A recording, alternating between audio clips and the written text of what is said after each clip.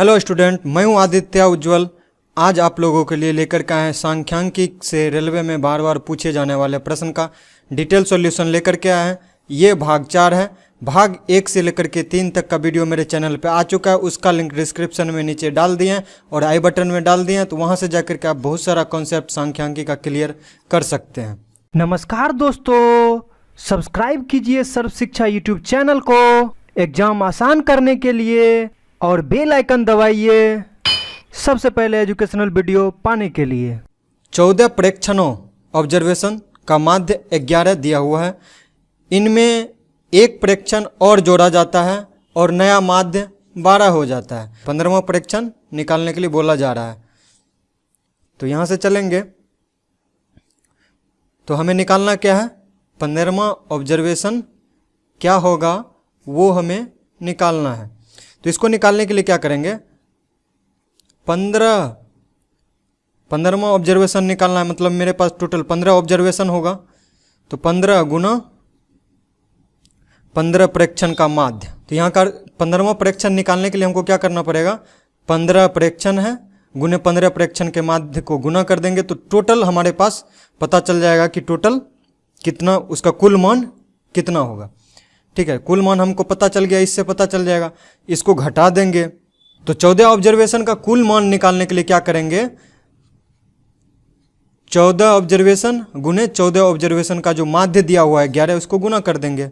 14 प्रेक्षणों का माध्य, 14 प्रेक्षण का माध्य इसमें घटा देंगे। 15 प्रेक्षण का कुल मान माइनस 14 प्रेक्षण का कुल मान निकाल करके 15 प्रेक्षण में से 14 प्रेक्षण का कुल मान घटा देंगे तो हमको 15वां प्रेक्षण प्राप्त हो जाएगा। देखिए 15 प्रेक्षण गुने 15 प्रेक्षण का माध्य, नया माध्य कितना हो जाता है, 12 हो जाता है।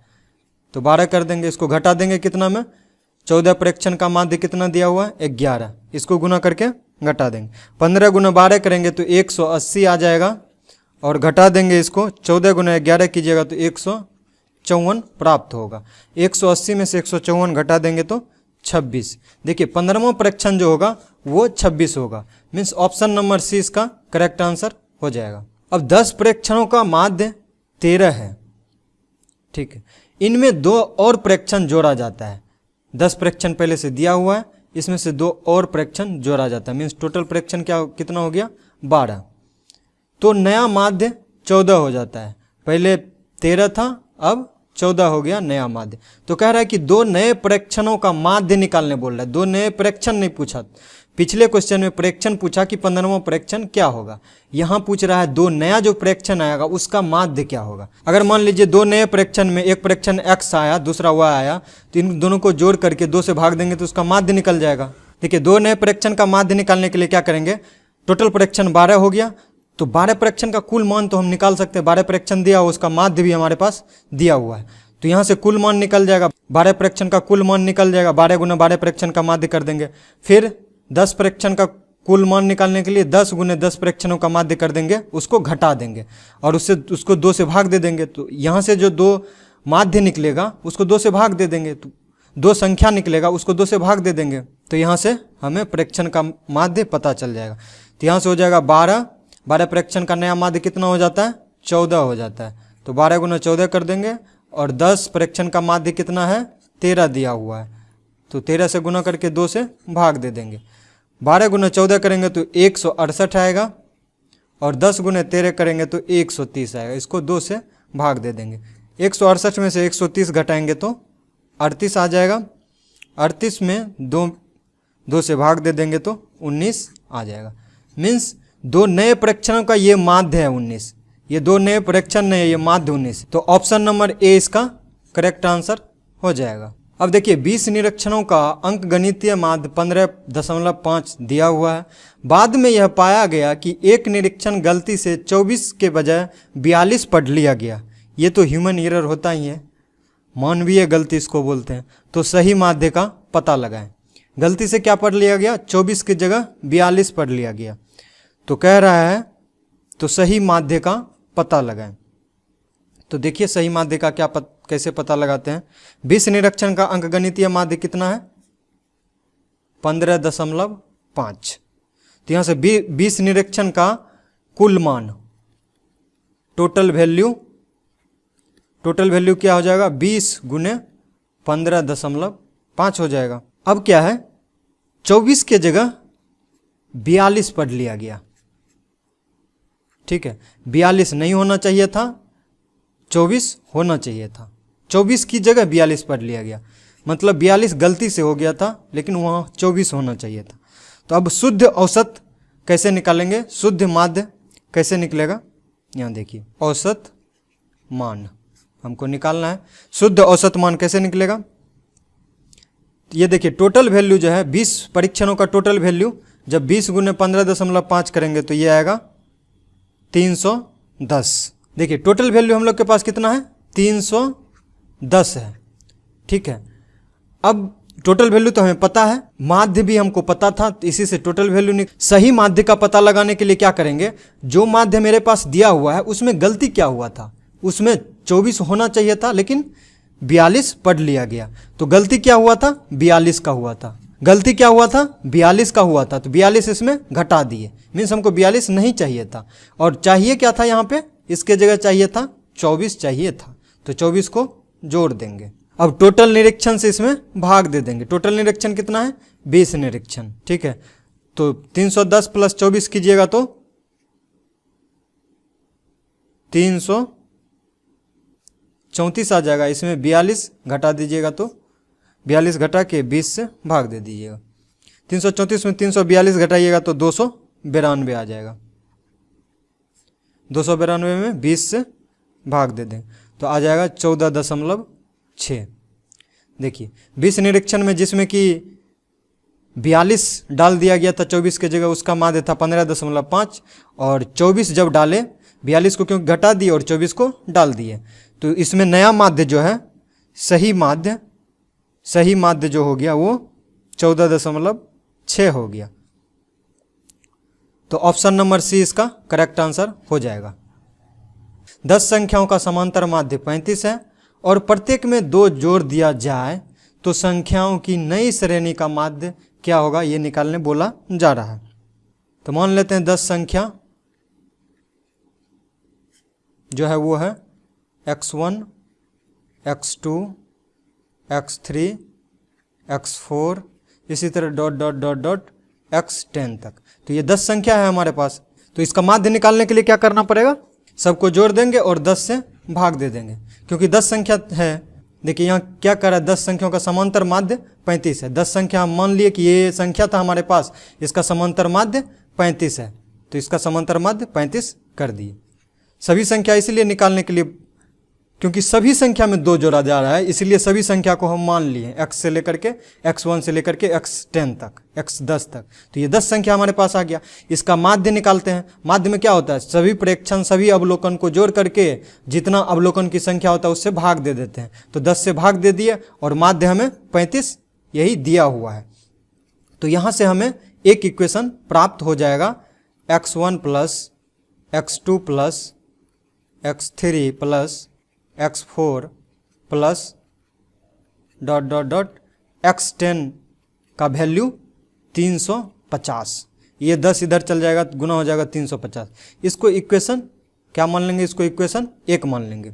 ये तो पहली शर्त से हमें संख्या पता चला कि कौन कौन सी संख्या है x से लेकर के x10 तक, ये इक्वेशन फर्स्ट मान ली। अब दूसरा शर्त यहाँ पे क्या है, प्रत्येक में 2 जोड़ दिया जाए तो तब कहता है नया माध्य क्या होगा। हर एक संख्या में देखिए 2 जोड़ देते हैं। दूसरी शर्त क्या है, हर एक संख्या में 2 जोड़ देते हैं, x1 प्लस 2, x2 प्लस 2, इसी तरह से x10 तक जोड़ दिए, ठीक है, x10 प्लस 2 कर दिए। अब फिर इसका माध्य निकाल लेंगे, क्योंकि नया संख्या का जो श्रेणी है उसका भी कहता है माध्य क्या होगा। तब इसका भी माध्य निकाल लेंगे। तो इसका भी माध्य क्या करेंगे, x1 प्लस 2 जोड़ x2 प्लस 2, इसी तरह 10 तक हो जाएगा, x10 प्लस 2 तक हो जाएगा, ठीक है। इसका माध्य निकालने के लिए क्या करेंगे, इसको भी 10 से भाग दे देंगे। देखिए सब में 2-2 जुड़ा हुआ है। हमारे पास संख्या कितना है 10।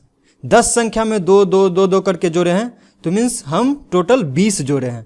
तो यहाँ से क्या हो जाएगा, x1 plus x2 plus x3 dot dot dot dot जोड़ x10, ठीक है।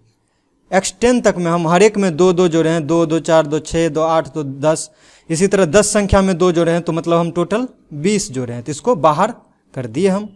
माध्य कितना है, संख्या कितना है, 10 है, तो नीचे 10 से भाग दे दिए।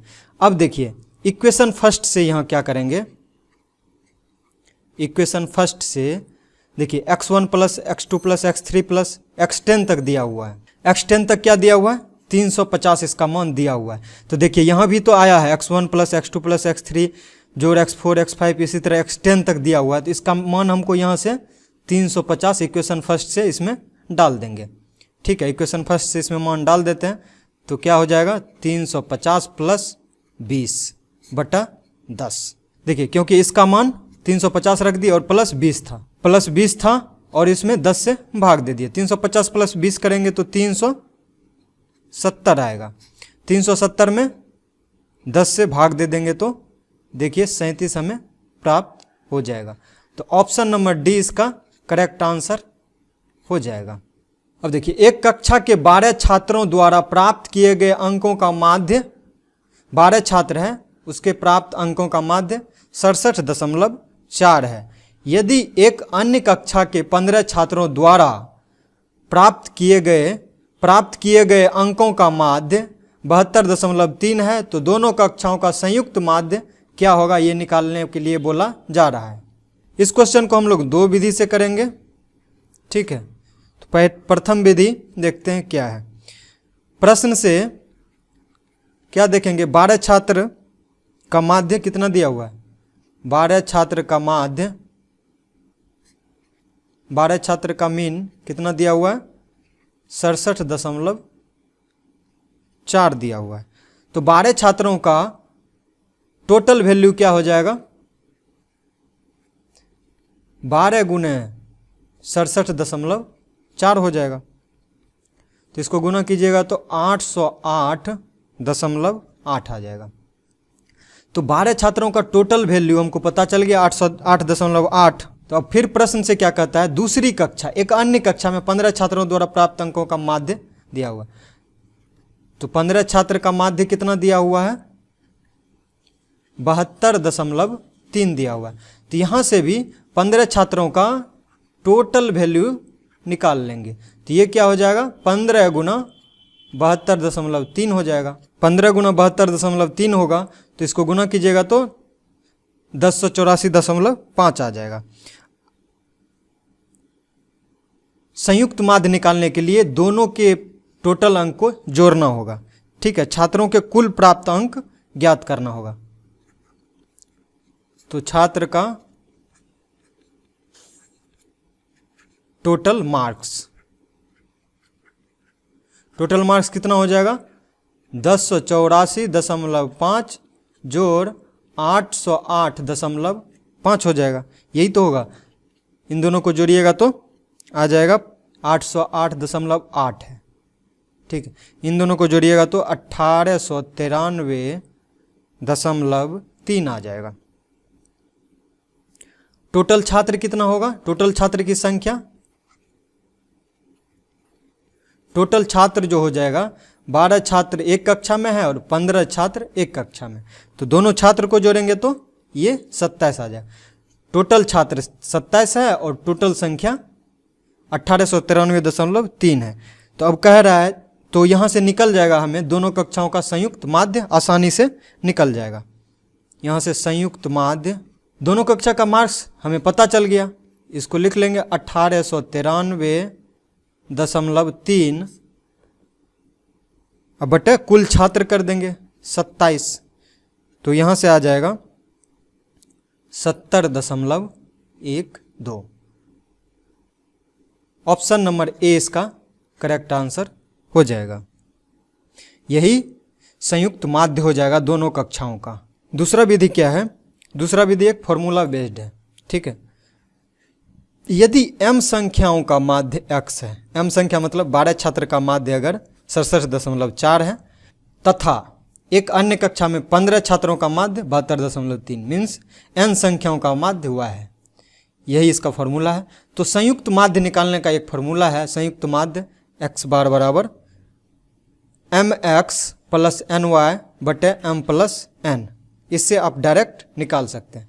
तो यहाँ से हमें पता करना होगा m क्या होगा, m क्या है 12, m 12, n क्या हो जाएगा 15, दूसरी कक्षा के छात्र, x क्या हो जाएगा 12 छात्र का जो इसके साथ m संख्या का माध्य x मतलब ये हो जाएगा 67.4 हो जाएगा, और y क्या हो जाएगा ये 72.3।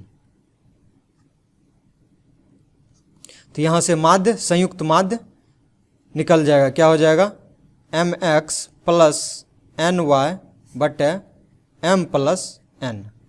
m का मान कितना है 12 गुने x क्या है 67.4 जोड़ n का मान कितना है 15 गुने y कितना है 72.3। m प्लस n क्या हो जाएगा 12 प्लस 15।